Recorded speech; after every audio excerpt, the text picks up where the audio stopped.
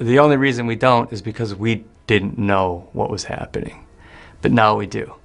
And thanks to Rob a lot and this beautiful community of people who fought for 20 years, it's definitively linked to 7 different major diseases, testicular cancer and kidney cancer. We still don't have any regulations to get justice and to have their story told. We were able to make Dark Waters and able to tell the rest of the world what every major publication in the world should have done 10 years ago. Mark Ruffalo just dropped a truth bomb so big, it's making Trump's hairpiece quiver. The actor's new movie, Dark Waters, is exposing a chemical conspiracy that's got its tentacles in almost every American. But wait, there's more. While Ruffalo's playing detective, Trump's busy with his own brand of science. Windmills causing cancer, raking forests to stop wildfires. Folks, we've got a real-life battle between facts and alternative facts, and it's juicier than any Hollywood script. Before we move on, I'd like to ask you a small favor. If you appreciate this content, please take a second to like this video and subscribe to the channel. Over 98% of you watch the videos without subscribing. It costs you nothing, but it makes a huge difference to us. So, did you click the subscribe button? Great, thank you so much. Now, back to the video. Alright folks, it's time to talk about our favorite green rage monster turned environmental warrior. That's right, Mark Ruffalo's not just smashing bad guys on screen anymore. He's taking his act to the real world, and his target, none other than the Orange Menace himself, Donald Trump. This is crazy, and this fight is still going on, right? This isn't something historical. This class of chemicals is still unregulated. It sounds so dramatic when you say it, that we have been poisoned, but that fact that comes up in the film that all of us, 99% of us, me and you sat here now, have this forever chemical, PFOA, in our bodies. Yeah.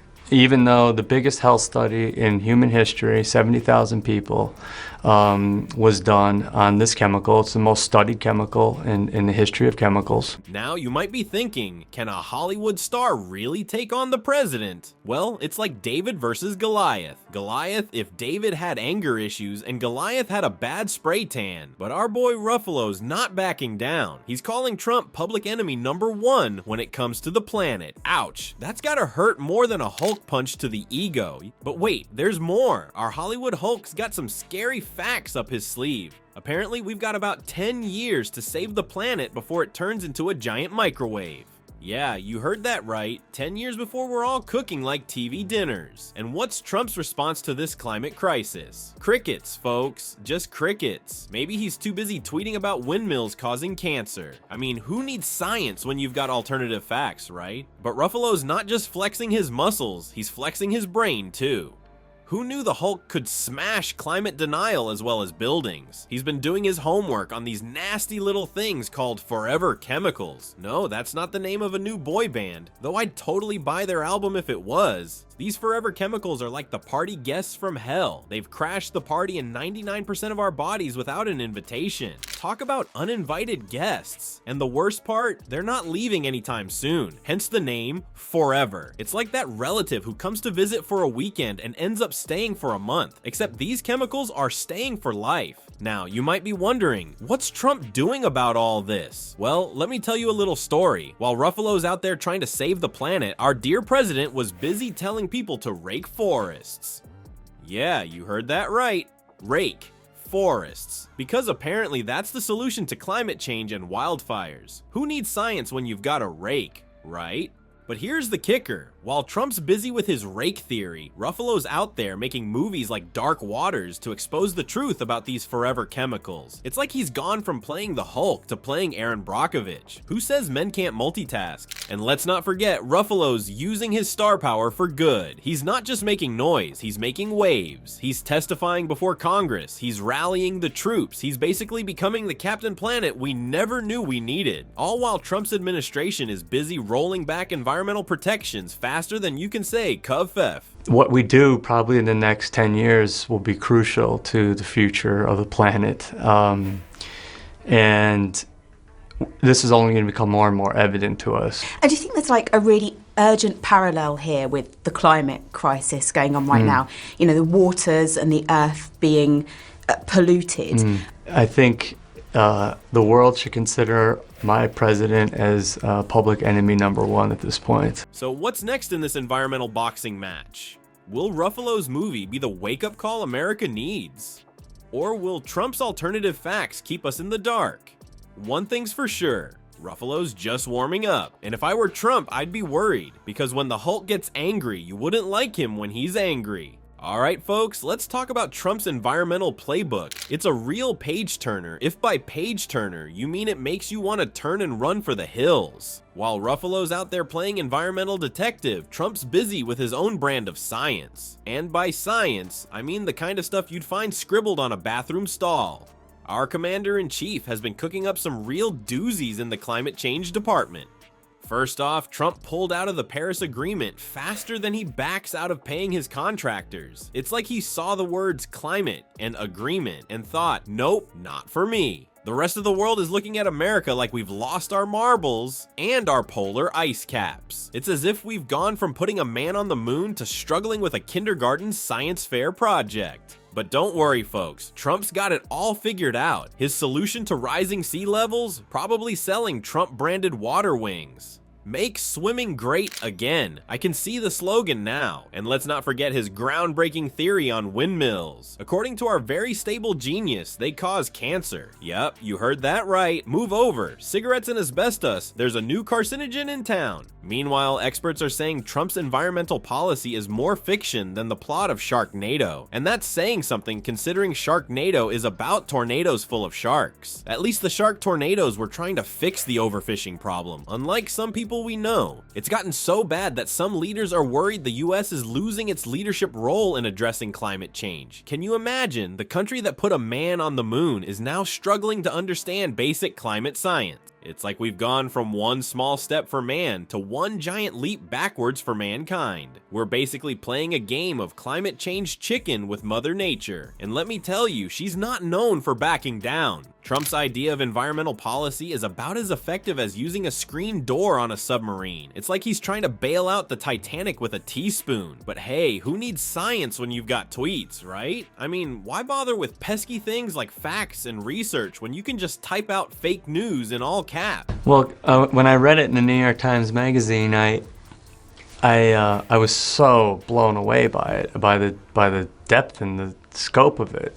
At that time, I was looking for stuff to produce, and this really sat well within my activism and political work and environmental work, and I couldn't believe that I wasn't reading about it on the cover of the New York Times, that it wasn't on the cover of every major publication in the world. And let's not forget Trump's brilliant forest management advice. Remember when he suggested that raking forests is the solution to wildfires? I'm surprised he didn't recommend using giant leaf blowers to blow the hurricanes away, or maybe putting the earth in rice if the sea levels get too high. Alright, let's talk about Mark Ruffalo's latest bombshell. While Trump's busy telling us to rake forests, our favorite green giant is digging up some seriously dirty laundry. And no, I'm not talking about the Hulk's shorts. Ruffalo's been poking around in our blood, and what he found ain't pretty. Turns out we're all walking chemical cocktails. And not the fun kind you sip on a beach. Nope. We're talking about nasty little buggers called forever chemicals. They're like those house guests who overstay their welcome, except they're crashing in your bloodstream instead of your couch. Now, you might be thinking, so what? I've got chemicals in my blood. Big whoop. Well, hold on to your hazmat suits, folks, because it's about to get real. These forever chemicals, also known as PFOA, are linked to all sorts of nasty stuff. We're talking cancer. Folks, the kind that makes you wish you'd paid more attention to those boring chemical warning labels. But here's the kicker. There are no rules to control these sneaky little devils. That's right, zero zip, nada. It's like giving a toddler free reign in a candy store, except instead of a sugar high, we're getting a toxic nightmare.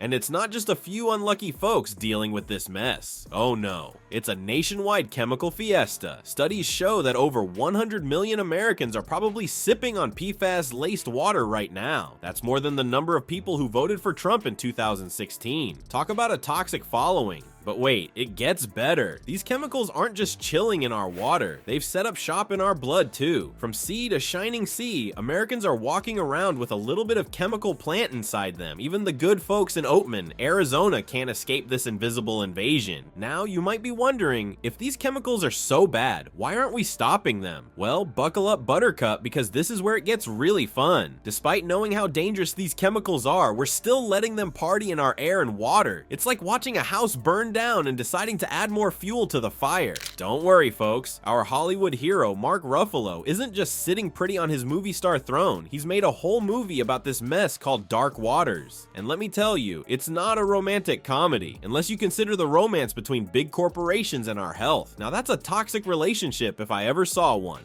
Well, well, well. Looks like our favorite green rage monster is channeling his anger into something productive these days. Mark Ruffalo's not just playing pretend hero on the big screen anymore. Nope. He's gone and assembled a real-life Avengers team to tackle climate change. And no, they don't have Iron Man suits, just a whole lot of green attitude and some Hollywood-sized cojones. Now you might be thinking, can a bunch of pampered Hollywood types really make a dent in something as big as climate change? I mean, it's not like they can just yell cut, and all the polluting factories will pack up and go home, right? But hold on to your kale smoothies, folks. Ruffalo's about to prove that sometimes the best script for saving the planet isn't written in Tinseltown.